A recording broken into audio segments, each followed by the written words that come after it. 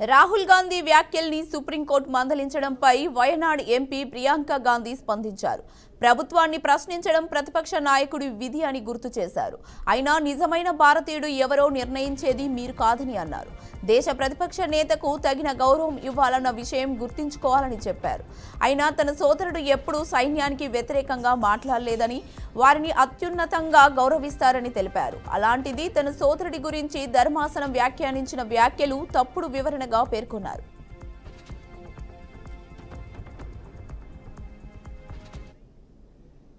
मुझे लगता है कि मतलब न्यायपालिका के प्रति पूरे आदर के साथ कह रही हूँ कि ये तो उनके दायरे में नहीं होता डिसीजन, ये कोई जस्टिस तो नहीं तय करेंगे। दूसरा, राहुल जी ने हमेशा आर्मी का, सेना का आदर किया है। उनके दिल में उन सेना के प्रति, सैनिकों के प्रति, उनके अफसरों के प्रति पूरी तरह से आदर है। और हर भाषण में जब भी बोलते हैं, जब भी उनका हम कुछ भी भाषण या कोई भी टिप्पणी सुनते हैं, उसमें वो आदर बहुत स्पष्ट दिखता है। जो लीडर ऑफ अपोजिशन होते हैं, जो नेता प्रतिपक्ष हैं, उनका जो कर्तव्य है वो ये है कि सरकार से सवाल पूछना, ठीक है, ये उनका कर्तव्य है। तो वो अपना कर्तव्य निभाते हैं। जब सरकार से सवाल पूछते हैं, उनको पसंद नहीं है, वो जवाब नहीं देना चाहते, इसलिए ये सब चीज़ें वो कराते हैं। कौन सच्चा भारतीय है, कौन सच्चा भारतीय नहीं।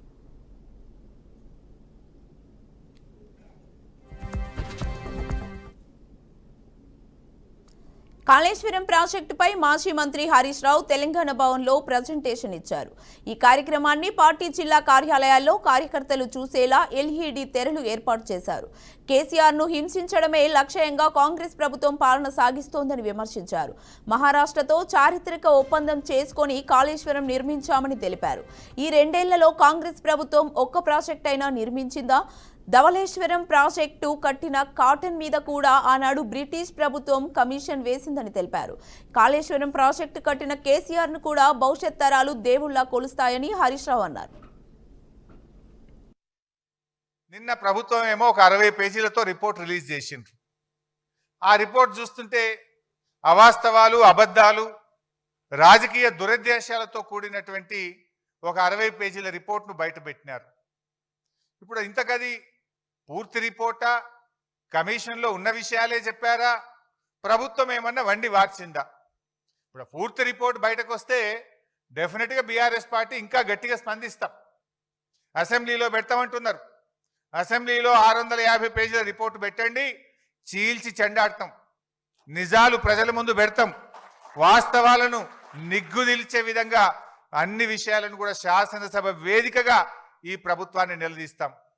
ఎందుకంటే ఇప్పుడు ఆ విషయాలు నిజంగా కమిషన్ రిపోర్ట్లో ఉన్న విషయమా, కమిషన్లో లేనిది ప్రభుత్వం ఏమన్నా కల్పించి కొన్ని చెప్పిందా అనేటువంటిది తేలాల్సినటువంటి అవసరం ఉంది. ఎట్లా ఉందంటే నచ్చిన పేరాలు లీకులు, నచ్చని నాయకులు బాధ్యులు అన్నట్టు ఉంది. ఇప్పుడు 650 పేజీల్లో నచ్చిన పేరాలనే లీకులు చేసిండ్రు, నచ్చని నాయకులను బాధ్యులు చేసినట్టుగా నిన్న ప్రభుత్వం రిలీజ్ చేసిన రిపోర్టు కనబడతా ఉంది. నిన్న ప్రభుత్వం ఏమో ఒక 60 పేజీలతో రిపోర్ట్ రిలీజ్.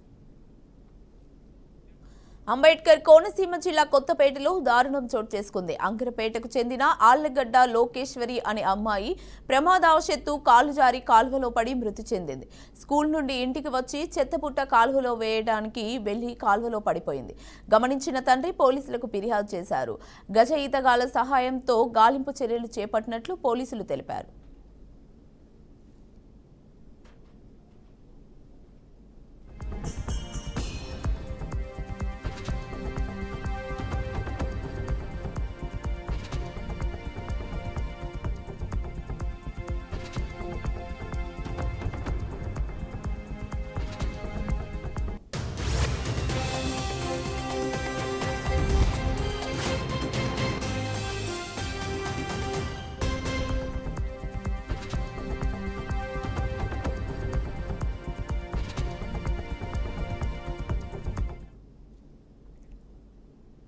సుప్రీంకోర్టులో తెలంగాణ ఫోన్ ట్యాపింగ్ కేసు విచారణ జరిగింది. ప్రభాకర్ బెయిల్ రద్దు చేయాలని ప్రభుత్వం వేసిన పిటిషన్పై విచారించింది.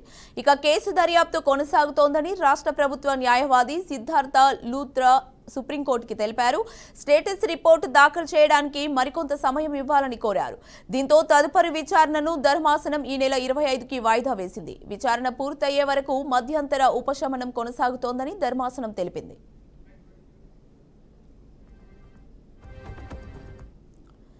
ఢిల్లీలోని ఈడీ కార్యాలయంలో అనిల్ అంబానీని విచారణకు హాజరయ్యారు. 17,000 కోట్ల విలువైన లోన్ మోసం కేసులో అనిల్ అంబానీని ఈడీ అధికారులు విచారిస్తున్నారు. మనీ లాండరింగ్ పై ఎన్ఫోర్స్మెంట్ డిపార్ట్మెంట్ విచారణ జరుపుతోంది. ఎస్ బ్యాంక్ నుంచి తీసుకున్న రుణాల మళ్లింపు, వాటిని తిరిగి చెల్లించకపోవడం వంటి ఆరోపణలపై ఈడీ దర్యాప్తు చేస్తోంది. ఈ విచారణలో కీలక విషయాలు వెలుగులోకి వచ్చే అవకాశం ఉంది.